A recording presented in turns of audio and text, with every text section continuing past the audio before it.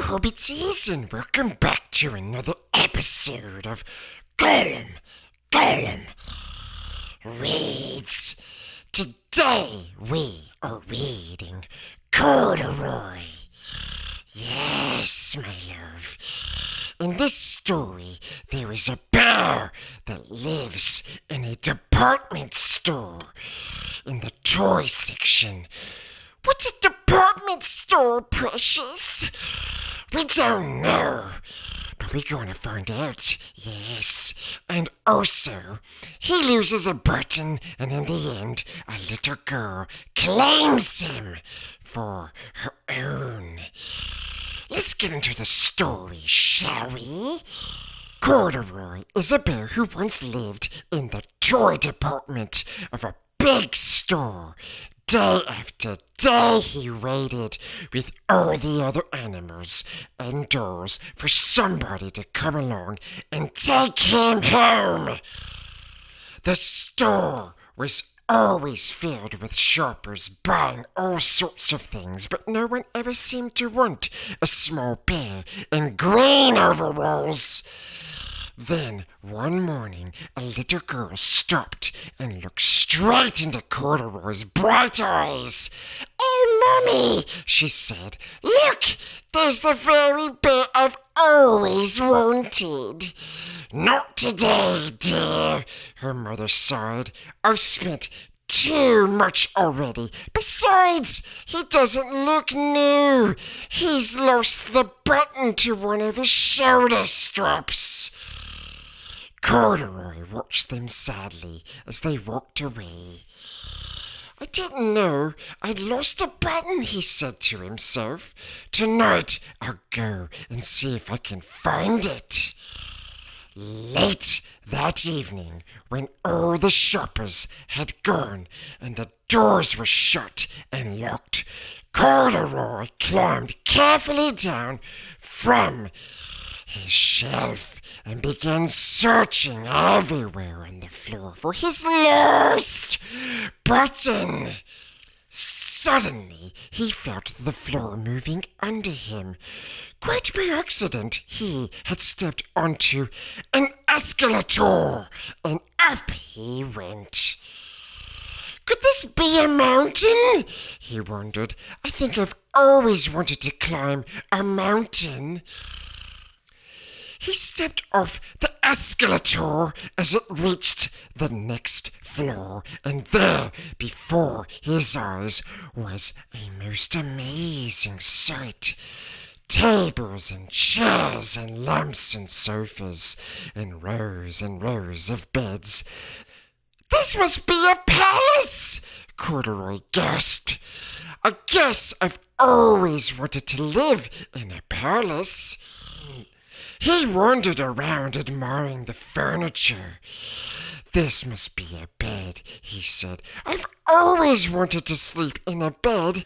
And up he crawled onto a large, thick mattress. All at once he saw something small and round. It was his precious. "Why, here's my button." And he tried to pick it up, but like all other buttons on the mattress, it was tied down tight. He yanked and pulled with both paws until pop! Off came the button, and off the mattress Corduroy toppled. Bang! Into a tall floor lamp. Over it fell with a crash.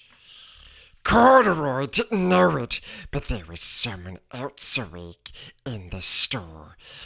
The night watchman was going his rounds on the floor above when he heard the crash.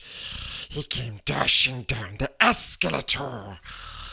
"Now, who in the world did that?" he exclaimed. "Somebody must be hiding around here." He flashed his light under and over sofas and beds until he came to the biggest bed of all. And there he saw two fuzzy brown ears sticking up from under the cover. "Hello," he said. "How did you get upstairs?" The watchman tucked Corduroy under his arm and carried him down the escalator and set him on the shelf in the toy department with the other animals and dolls. Corduroy was just waking up when the first customers came into the store in the morning. And there, looking at him with a wide, warm smile, was the same little girl he'd seen only the day before. "I'm Lisa," she said, "and you're going to be my very own bear. Last night, I counted what I've saved in my piggy bank, and my mother said I could bring you home. Shall I put him in a box for you?"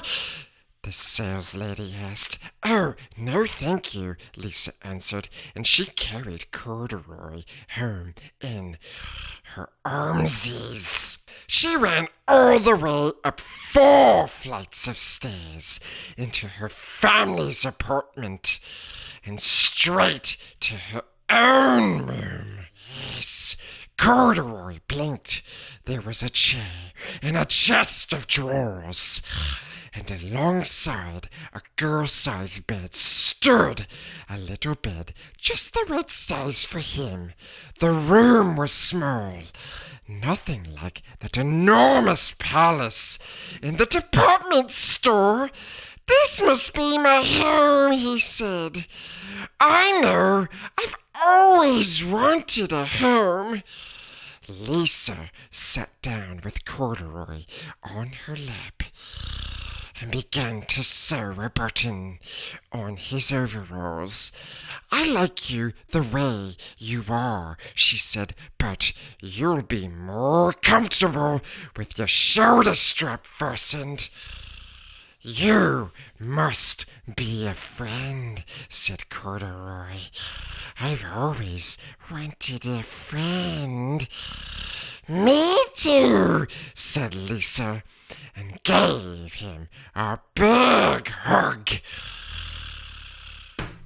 We hope you enjoyed this reading of Corduroy.